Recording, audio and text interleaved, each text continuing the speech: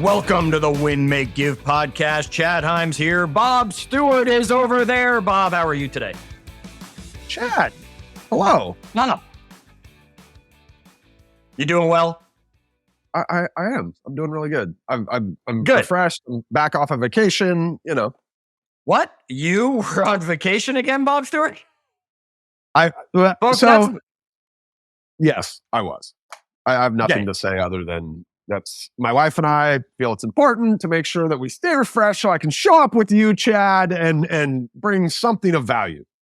You can be a powerful wingman to me. Okay, good. So, Bob, and for those of you who listen, this is going to be an ongoing thing, by the way. We're going to put a vote in the podcast, in the Facebook group, Win, Make, Give. You know, who is truly whose wingman? Is it Bob is Chad's wingman or is Chad Bob's wingman? Meanwhile, Ben sits in like the control tower and just tells us all what to do. Anyway, Bob, look, the Well series finished. We wrapped up the Well series. And what our audience, hopefully they went through it. And if they haven't, they can always go through it. And if they have, they can always go through it again, right? They can go back, then go to winmakegive.com/wealth. You can always sign up, get the workbooks there. I've pinned the podcast links in the top of our Facebook group where you can get the workbook, all that stuff. But Bob, while the Wealth series was running, because we recorded a bunch at once, I flew up to Bellingham, you drove up to, we locked ourselves in the studio. We had a week or two where we didn't have to record any episodes. So you decided to yet again go on vacation, yet not end up in a situation where we had an episode without you.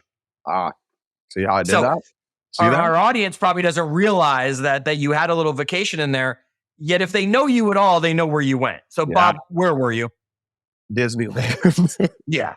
Right. I mean, how do you keep going back to the same place again and again and again? I don't know. You know what's funny though? So my wife and I, before we got married, we used to go to Disneyland. Like one time we went for Christmas, we left our families and her and I went to Disneyland. Like we would go twice a year at a minimum for the 4 or 5 years we were together before we had children. And then we had kids. And so now we go like once a year with the kids and at least once a year on our own, sometimes twice a year on our own, but the kids only get to go once.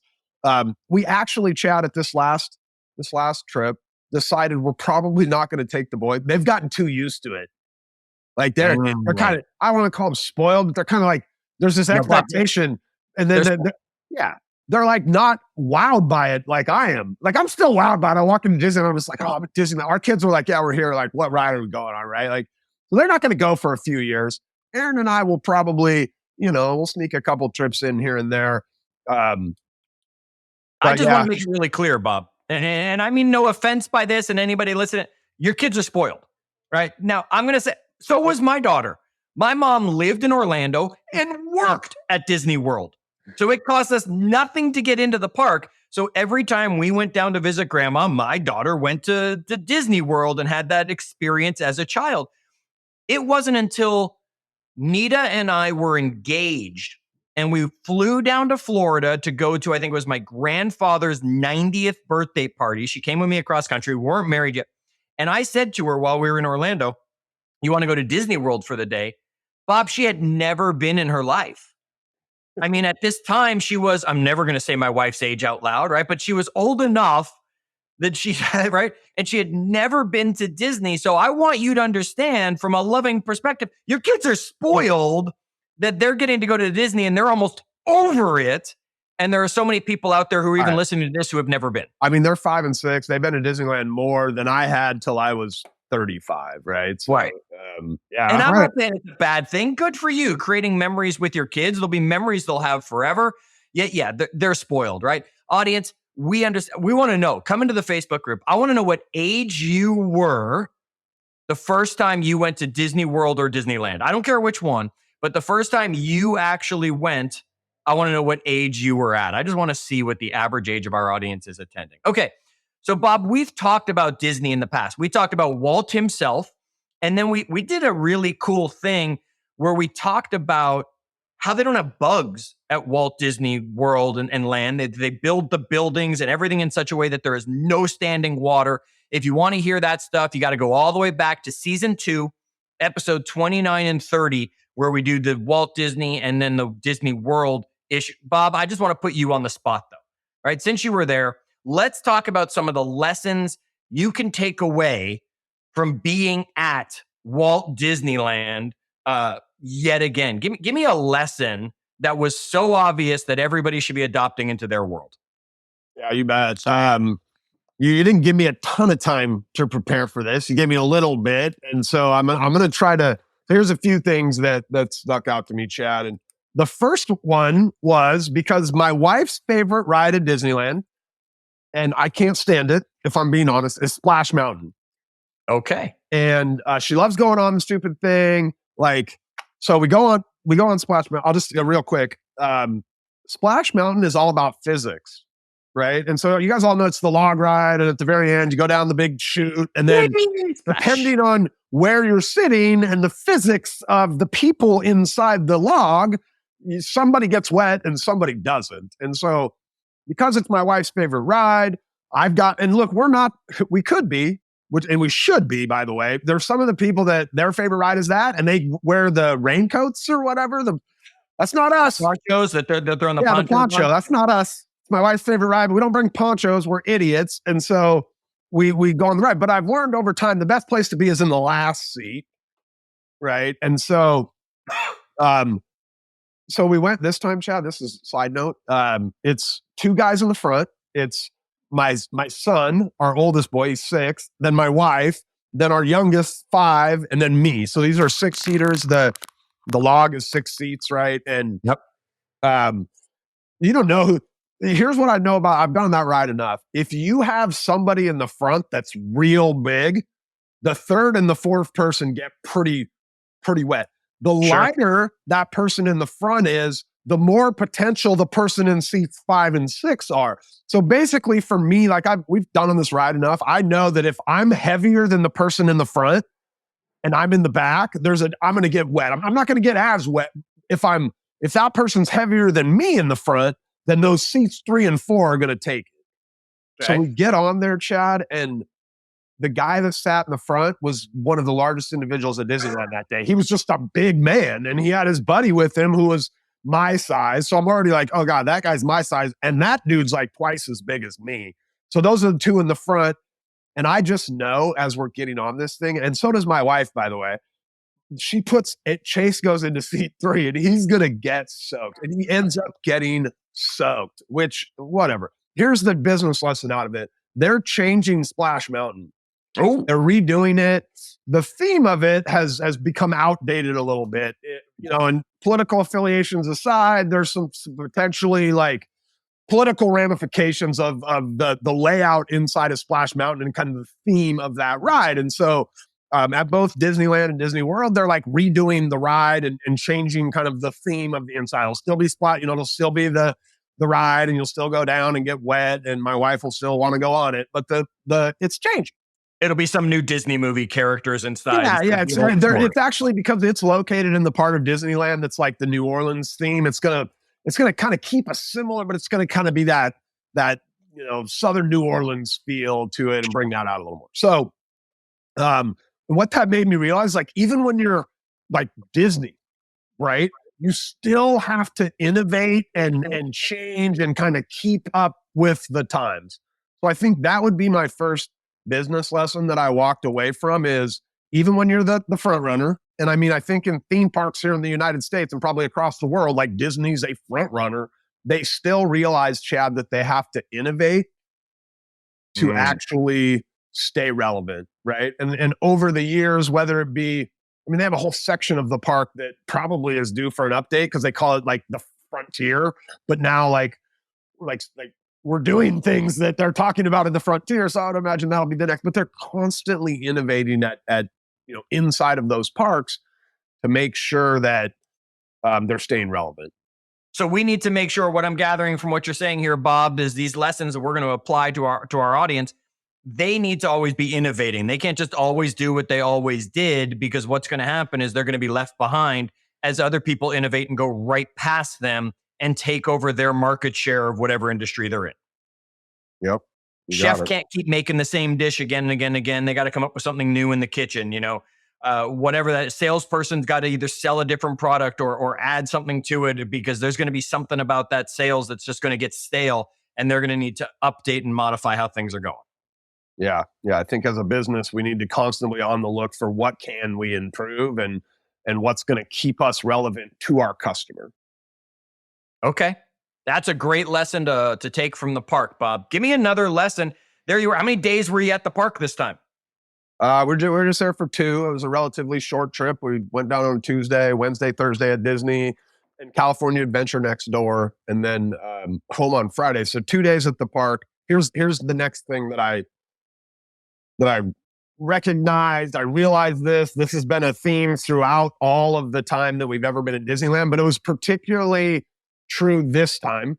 Okay. So we're if you've ever been to Disney, I've never been to Disney World, by the way. I've been to Disneyland now, I don't know, 35 times or whatever it is. I don't want to tell you the difference, because you'd go to Disney World, Bob, and you would be like, I'm never going back. Everybody says it's better, it's bigger, it's cooler. They've got Bob, all the you're not in parks the middle of a around. city where all of a sudden this little theme park shows up. You are in a whole different world. I get it. You're in the knockoff, the second one, the one that wasn't the original. I get it. Sometimes the second's better than the first. Godfather 2 was really good, Bob. Sometimes I buy fake shoes because I don't really like my originals, but Empire Strikes Back was better than Star Wars. So my favorite was Return of the Jedi, by the way, which I don't know. Well, that's your problem. Come on, Bob. I know. I like the Ewoks. I was just that age when that movie came out. I was like 8 years old or something, right? Like the Ewoks were cute and cool, and I don't know. Anyway, here's the second thing. So yeah, we digress. So when you walk into Disneyland, you walk down, and then there's like that main circle there, right, at Disneyland, that you can head off to all the different directions of the park. And sitting in front of you is Cinderella's castle. And there's a statue of Walt Disney there that you can get professional photos around. Right. And there's food stands around that thing. So there are 2 instances of this business concept coming to life. So the first day, my kids love corn dogs. And by the way, I love Disneyland's corn dogs. So I go over, I get a corn dog. They're eating in another part of the park. I walk over there to get the corn dog. And it's, I get it. And I don't look at it. It's kind of packaged up kind of to go. It's like in its little tray, but it doesn't have a bag around it. So I walk back over to where they're at. I pull it out, and it's clearly overcooked. And I'm like in my head, I hadn't had one. I hadn't had one for a year, right? Or however long it'd been since we've been there last time, 6 months. And I'm like, I think this is overcooked. I take a bite. It's clearly overcooked. So I walk back and I give it to the guy and I say, hey, I think this is overcooked. And he pulls it out. And immediately he just throws it in the garbage, and he turns around. He's like, one more corn dog. And he just gives it. He's like, yeah, I'm sorry about that. But, I'm not sure what happened there. Here you go. Off you go, which was nice, right? I didn't have to argue with him. I didn't have to anything. And then a little while later, it might've been later that day, I think, Aaron grabs popcorn for the boys. And while trying to dump it into it gets spilled. I don't know, Carter spilled, whatever happened. Like the whole thing of popcorn got spilled. And it's out like right in front of where we had just bought the popcorn. And the employee is like, oh my gosh, hey, bring your thing over. I'll refill it for you. So these were empowered employees, Chad. Yes. They were empowered employees who had the ability to make these decisions without checking with anyone else, right? The hot dog guy wasn't getting in trouble because he left with the cart that had 25 hot dogs, and he's got to come home with $25 worth of hot dogs or what. Like, they were clearly without any, they were empowered. And I thought that this has been my experience all throughout Disney at any time that we've ever anything, like any issue. There's been right, things come up, like anything that's ever come up in a Disney venue, in the hotel. Like, it's always been that employee who's been able to solve that thing for me and had that, was empowered enough to solve the thing that they were representing for the company. So they didn't need to go get a manager and I'll get back to you and we'll deal with this and let's fill out all these forms and all that stuff. They just said, hey, I have the authorization from my supervisor, my company, whatever it is, to make this right for that person. I'm going to give you more popcorn. I'm going to give you another corn dog. I'm going to fix that in your room, whatever that's going to be. Yeah. Okay. So what I'm hearing from you, Bob, is that we have to empower our employees, people that are working with us, for us, whatever that's going to be, so that they have the confidence to be able to make a decision and know that even if it's the wrong decision, you're going to be behind them 100%. You might then take it as a learning lesson, but that the old adage of the customer is always right, Disney seems to really make sure that we see that because their employees make sure you're right. They could have said, hey, it's your fault. Your kid knocked your popcorn down. Give us another $17 for another thing of popcorn. And the guy could have said, hey, you already bit the hot dog. I'm not giving you another one. They clearly could have in both cases, but they didn't. They said, customer's right. Let's resolve that for them. Yeah. Yeah. And Okay. look, I'm sure there's people that come to Disney and take advantage of that, right? But like, there are. as a company, they've empowered their employees to make decisions and that ultimately impact their customer, right? Yep. Because a customer like that is a customer for life. And yes, there's always going to be someone who's taking advantage of it. It's going to happen, right? But okay, think about the other customers that you're making it a lifelong customer because of it. All right, Bob, give me another lesson. You spent 2 days there. I know that you experienced multitudes of things that can happen at Disney. I don't know how many lessons you've got for us. Again, I put you on the spot like 5 minutes before this recording and said, Bob, I want to hear the lessons that you took out of it. So you're quickly probably scrambling, going, what about that one? What about that one? I don't know how many there are, but there's got to be at least 3. Yeah, sure. I have another one. And I've thought about, I've been thinking about this for years. I think there's been times where the businesses I've been a part of or my role in the businesses have relied heavily on this concept or idea, Chad. But storytelling is super powerful. Like when I think about Disneyland, to be honest with you, if Disney has a logo, which it may, is Mickey Mouse's head the logo for Disney? Yes. I don't necessarily like. To me, Disneyland is all these collection of stories, right? It's Chip and Dale, it's Mickey and Donald, it's Cinderella, it's the stories. And obviously, Walt Disney has brought us some of the most iconic kind of characters, right, in American pop culture over the years. But it's the stories that they tell there that really like resonate with their audience. That's what draws people to Disney. It's not the rides. The rides are okay, right? Like if you want rides, go to Cedar Point in Ohio. They have amazing roller coasters and right? Like you could go to Knott's Berry Farm, which is just down the street from Disneyland, which actually I think technically has better rides than Disney, but it's the stories that they tell around the rides, right? It's the stories. And I think Chad, back in our Active Rain days, we had a lot of stories that we would tell. It was that like the connections we built in that community were really the result of like the blogging and the writing and the stories that we shared, right? Like the IMSD, a lot of that was you guys, you're bringing them knowledge, but then you're making the stories, you're sharing the stories of how that knowledge practically is applied. And well, that's what we're trying to do on the podcast, right? It's stories that we're telling you on Bob's trip, on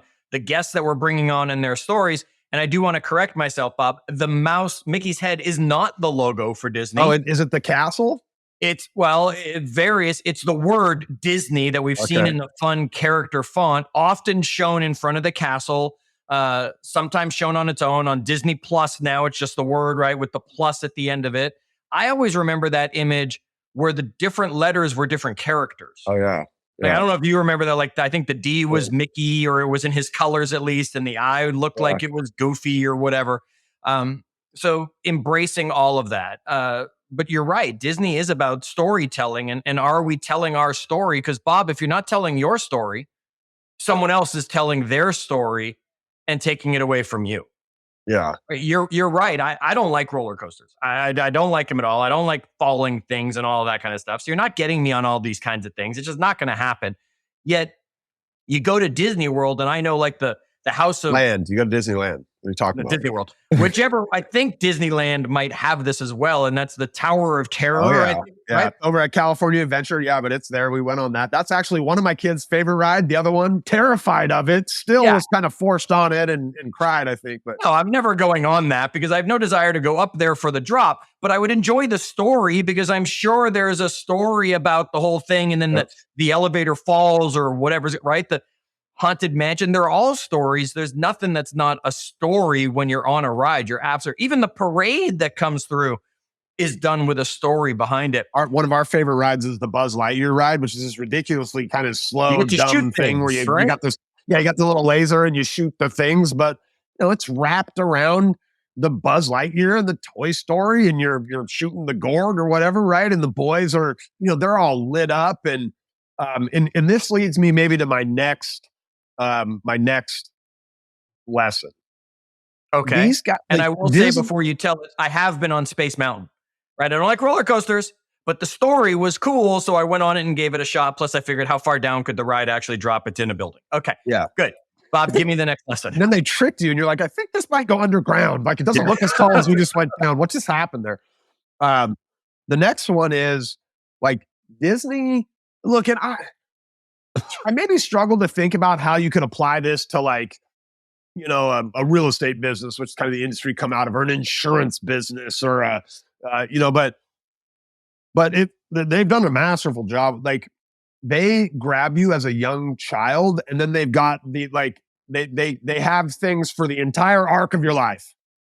Yes. Right.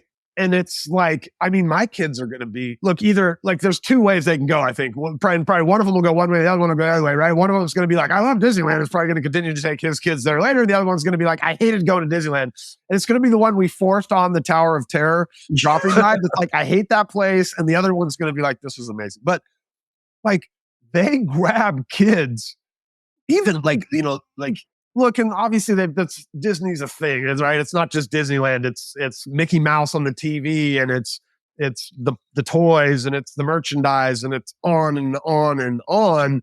But they realize like we can find our later customers today and get them locked in, right? Via their parents, essentially. But so that like they got this continuous pipeline of people that are having fun experiences there, are being treated right by the employees, are hearing the stories and being drawn into them. And it's just this self-feeding machine because they realize that they have customers all across that, that age continuum.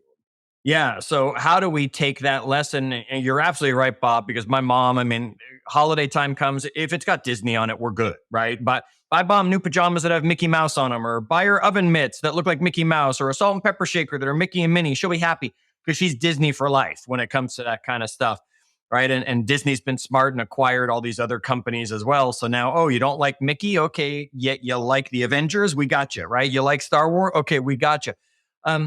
You're right. Folks, take a second and think about it. How do you build a generational business? Now, we talked during the wealth series, Bob, about generational wealth, right? Creating enough wealth now so that your kids have those opportunities and stuff like that are built for them. What about a generational business that when you're selling whatever it is you're selling, or you're offering your service to this person, how are you offering it to their kid in a certain way so that as their kid grows up, their kid also becomes your client, and that it becomes a family business? Just the same way, think about it. You probably go to the dentist and your kids will end up going to the same dentist, right? Your kids might go to the same doctor. Maybe at first they're going to a pediatrician, or they're going to a dentist for kids or something like, okay.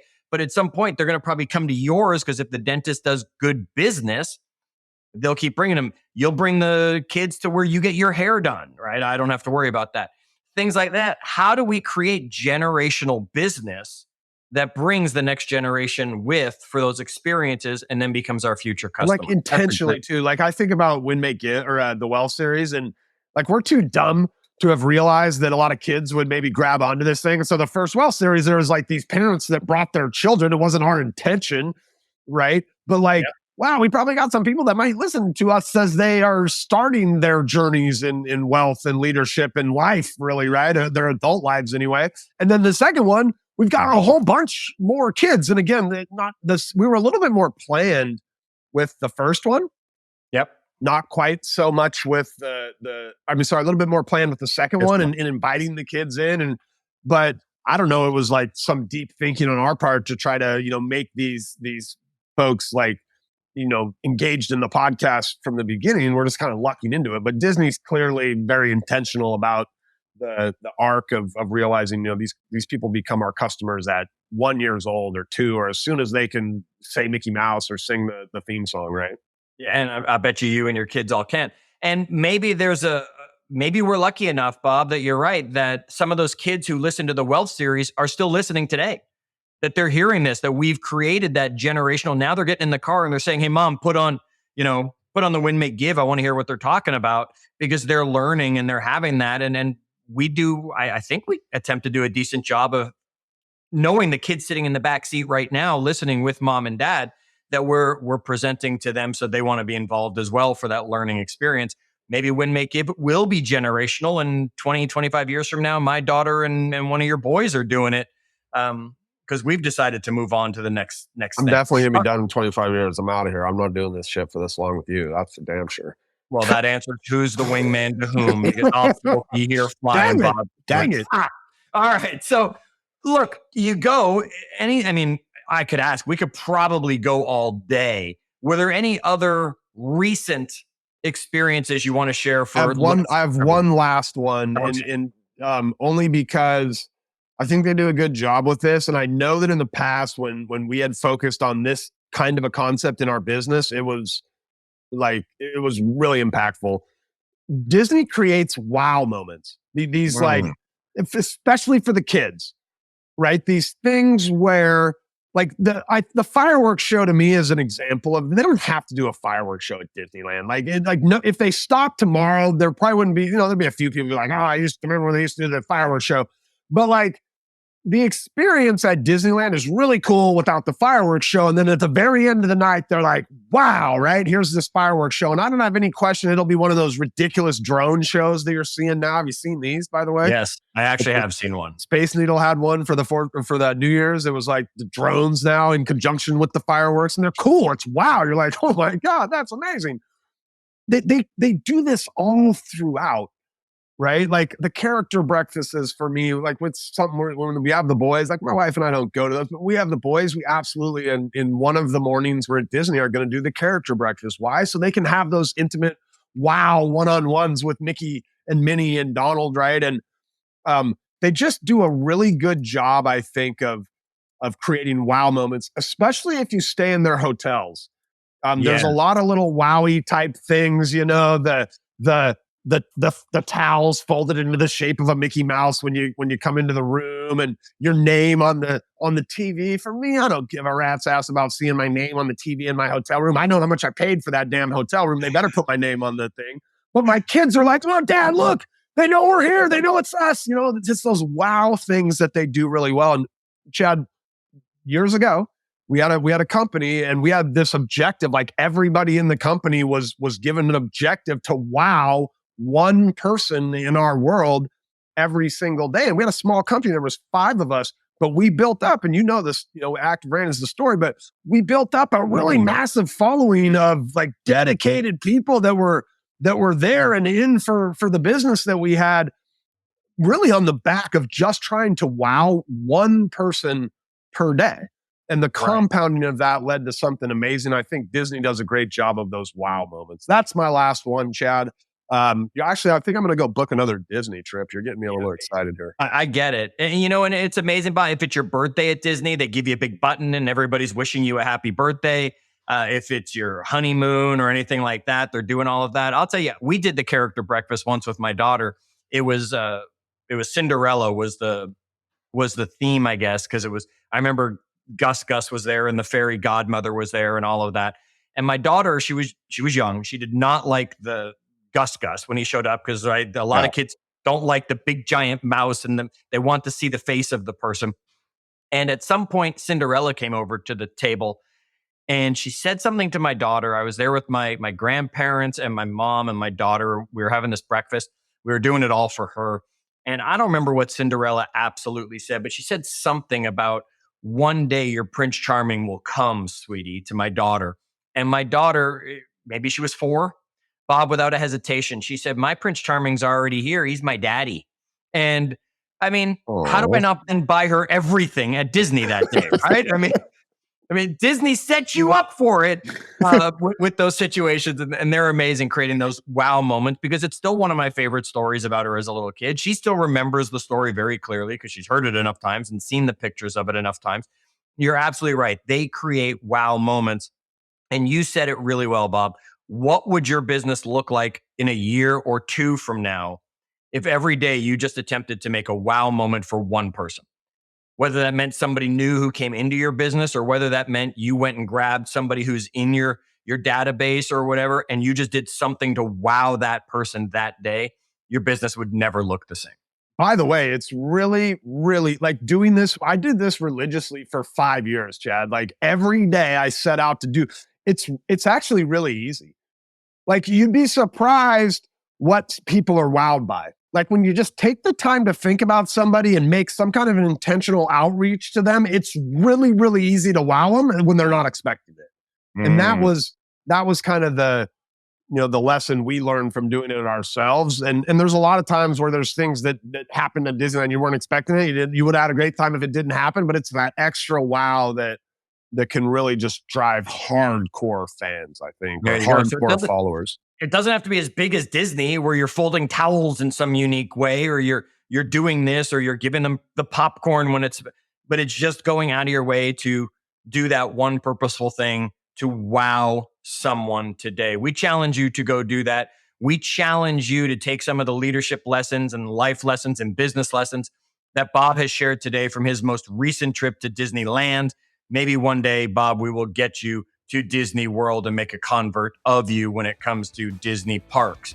Folks, make sure you're joining us in the Facebook group, Win, Make, Give, where the conversation continues after the episodes, where we get to hear your feedback. I want to know, how old were you when you went to Disneyland or Disney World for the first time?